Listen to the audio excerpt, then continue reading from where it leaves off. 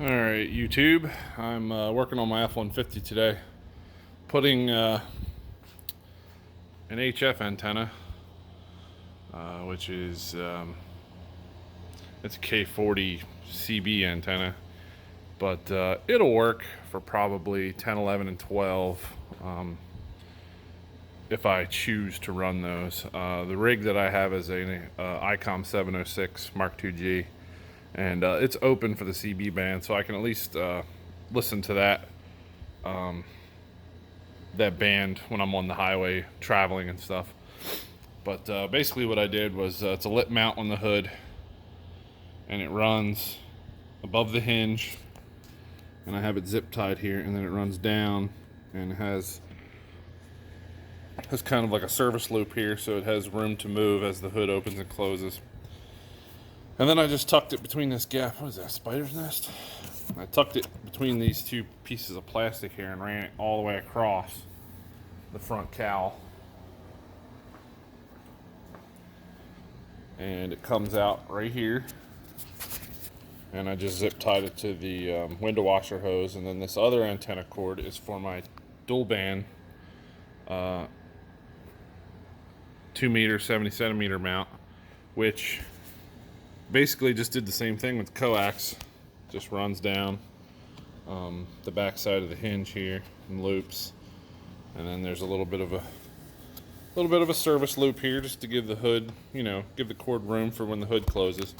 You have to be careful because when the hood comes down, this little thing here actually goes inside this gap here, so you have to make sure you don't run the coax through there, or this will cut it in half. So you want to keep everything on the inside. Now this zip tie being there isn't thick enough for it to hit, so it's not a big deal.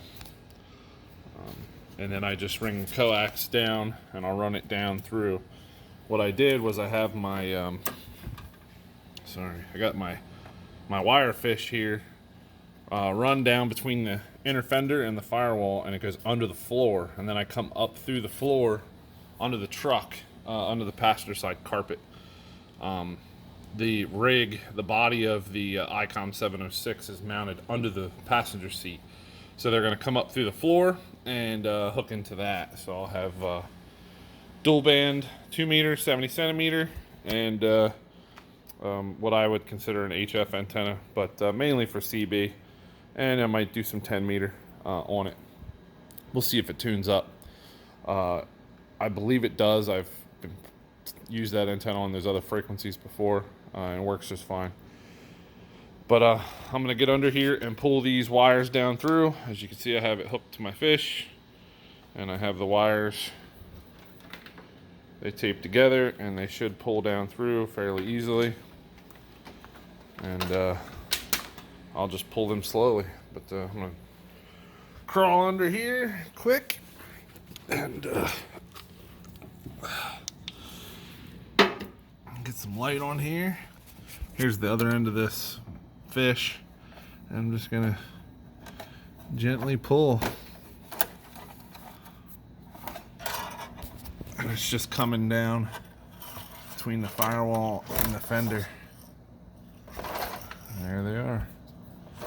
Pretty easy. Alright, so I have it all pulled. I'll probably pull some up here and leave a figure 8 service loop here, maybe. I'm not sure. Might leave a little bit of slack, but there's definitely plenty down here to go up through the floor. Next, I'll show you where it comes up through the floor.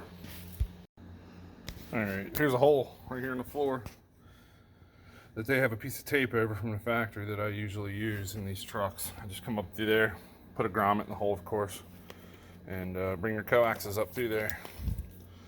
Hopefully I have a grommet in this kit that's gonna work. I don't know, that one looks kind of big. That's what she said.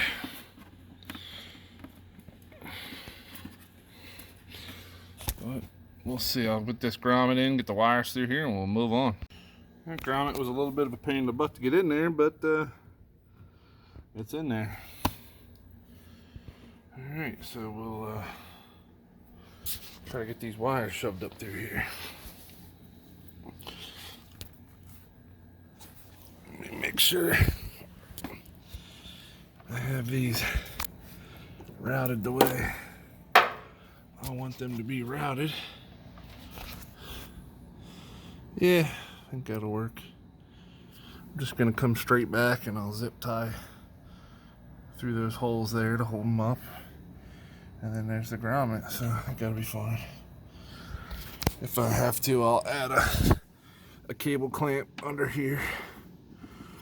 But for the time being, I can drill a hole here through this flange and run a zip tie through it, or a cable clamp, or whatever I plan on using. Oh yeah, baby. Gonna be nice. I think that'll be just fine. I'll zip tie it back there, and by the time I get this sealed with RTV and gaffer's tape on the inside, it will be perfectly fine. I don't think I'll need too much. I might put I'll put a zip tie through those holes to hold the wires there, and maybe put one around that. Maybe put one around that ground wire, but that'll be just fine. Alright, back up top we go. There's where they come up through. Now what I'll do is they'll run under the passenger seat here and the back of the rig down under the seat here. There it is. You move the floor mat a little bit. You can see there's the antenna connections. So yeah, works out pretty well. So now we'll get some connectors put on here and we'll go to town. TL259 on some coax. I'm sure there's hundreds of videos on people doing this, but this is RG58U. It's pretty trashy coax, but it's what came on the mount for the antenna. So that's what we're going to use.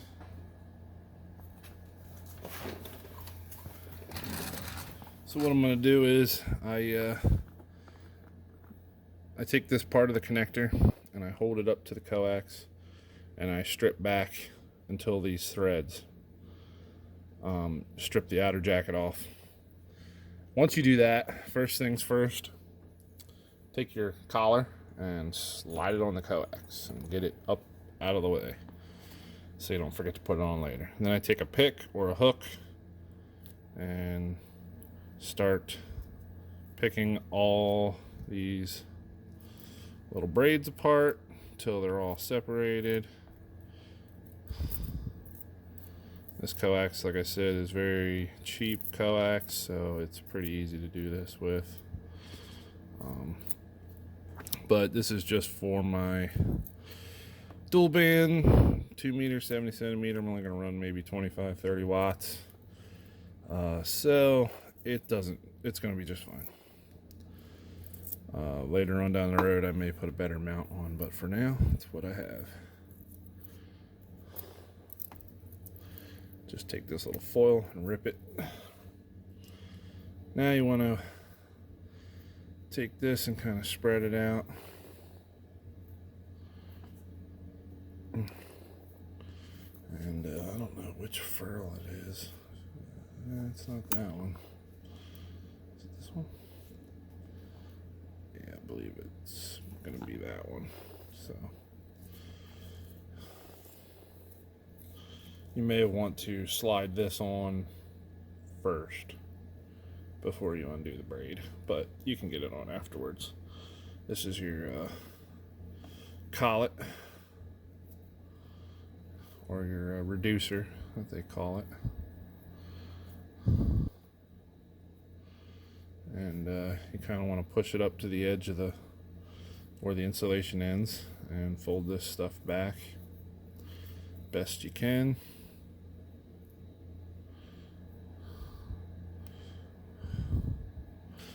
Alright, so with that said, now you have to trim all these pieces up to this threaded area.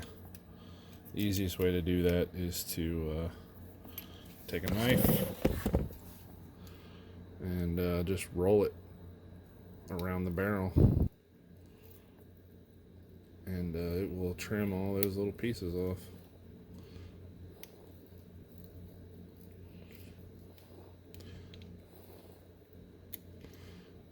Just like that. There might be some stragglers. Make sure you get all the stragglers. Okay. Try to keep it in frame here. Running out of time on my clock here. And then once you get it at this point, you gotta strip back your center insulator. So I just stay up about a 1/4 inch or so.